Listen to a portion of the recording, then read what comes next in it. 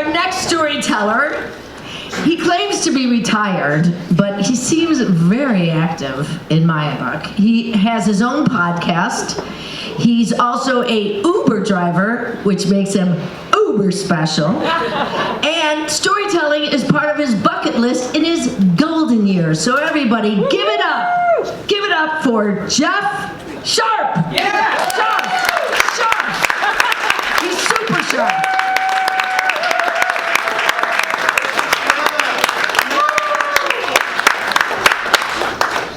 Hi, I'm Jeff. Hello. When I'm not storytelling or doing things that are in my bucket list, I Uber, as she mentioned, and you end up meeting some interesting people when you Uber. And this story tonight is about somebody that I met that I found very interesting. His name was Jim from Palos Park. It's about a year ago that I was Ubering, and I was asked to come and pick up this guy from the south suburbs and bring him all the way to the north side of Chicago. When I picked Jim up, nothing seemed too unusual about him. He was a little disheveled, probably in his mid-80s, and definitely could have used a few teeth and a bath. Interestingly enough, that's the same description that most people have of me when I pick them up when I'm Ubering. Anyways, it turns out that I was taking Jim to a doctor's appointment, and it seemed like it was pretty serious the way he was moving really slowly and pretty brittle. After just a few minutes into the ride, it became clear that Jim was just one of those get off my grass kind of guys. He was kind of pissed off about everything. He was upset about the high price of gas and how the cold weather was really bad for him, and that all the places he used to love are now closed. And most importantly, Jim wanted to tell me about all of it. I've probably picked up 100 guys like Jim before, so I didn't think anything was different about him as he got into the car. Now normally, when I pick up somebody like Jim, I try to zone out as quickly as possible. I usually start daydreaming deep thoughts like, does super glue really work underwater? Or is the guy that whistles and the song Sitting on the Dock of the Bay, is he considered a musician or a singer? But regardless, the trick is to not let anybody see that I don't give a shit. Because if you do that, then that's rude and you probably won't get much of a tip. So you say things like, oh, is that so? Or no kidding, to make them think that you're listening. That usually works pretty well with these kinds of guys because they really don't want to hear what you have to say anyway. They just want to talk. And no doubt, Jim wanted to talk. But Jim was a little bit different with me. I'm not completely sure why, but for some reason, I wanted to know his story. As you will soon discover, Jim just had a knack for storytelling. I wouldn't be surprised if he ends up here one night. I do have a small tip that the people sitting here might want to move back a little bit when Jim is doing his performance. Anyways, I remember it didn't take long for Jim to start to tell his first story. It had to do with his job. Back in the old days, he worked for the top construction company in Chicago.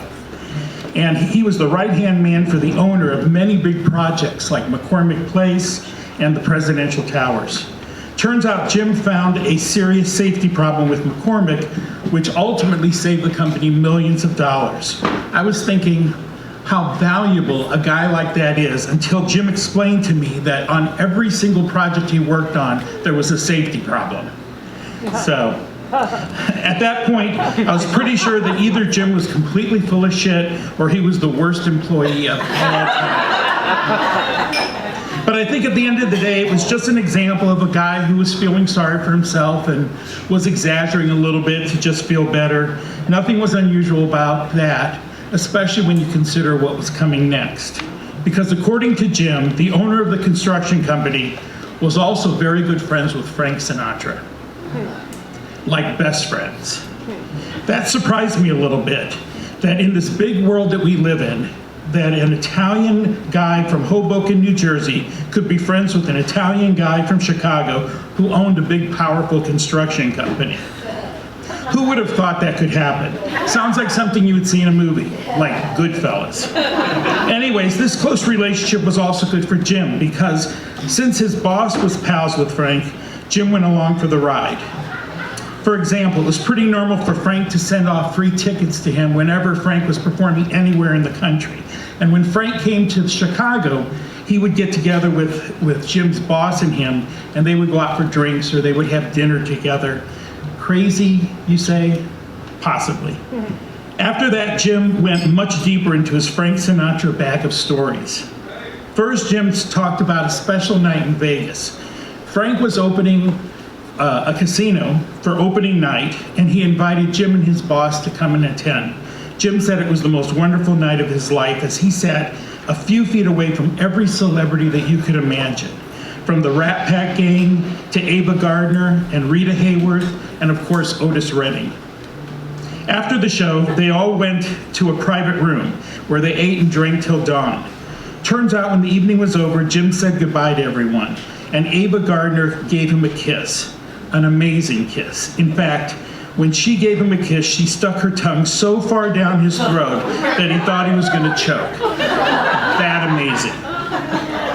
The next story was about the famous Sabre Room, which was a nightclub in Hickory Hills, not far from where Jim lived. Frank Sinatra played there regularly, and Jim would go to see him with his boss. It was the time when he would get to meet people like Sammy Davis Jr. and Dean Martin and Joey Bishop, basically the whole Rat Pack.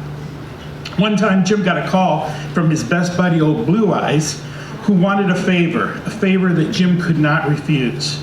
Frank was coming to perform at the Sabre Club and needed a place to go to unwind after the performance.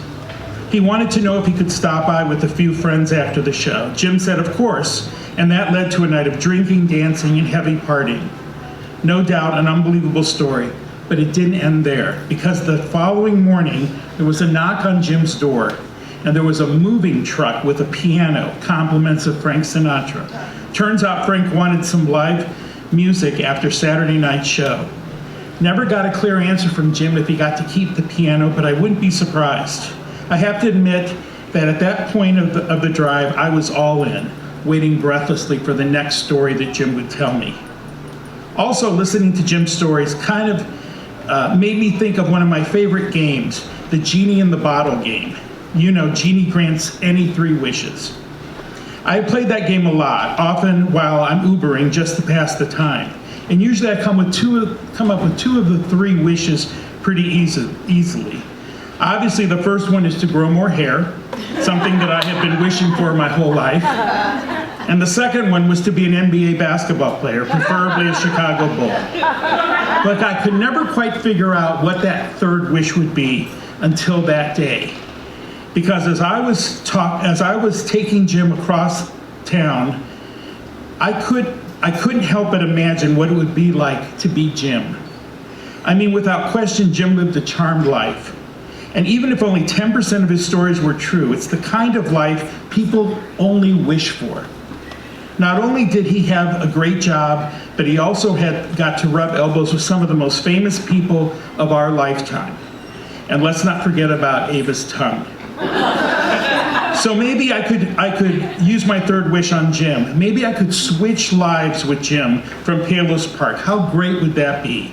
I can't imagine how many other celebrities Jim had met along the way. And for me, if it was just Frank and Dean, that would be more than enough. But unfortunately, that kind of wish comes with strings attached. To switch lives with Jim would mean that I'd have to agree to leave my life behind. Would I be willing to take that sacrifice? Would it really be worth my third and final wish? For a second, it sounded like it would.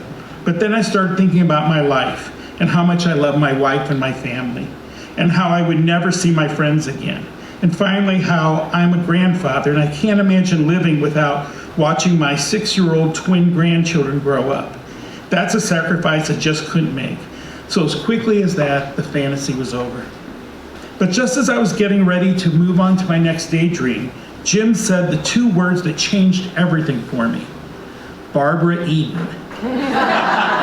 It turns out that besides the big construction job, the nights with the Rat Pack, and Ava's tongue, Jim actually had an affair with the real genie in the bottle, Barbara E. In fact, Jim told me that he even got to make love to her while she was in her genie outfit.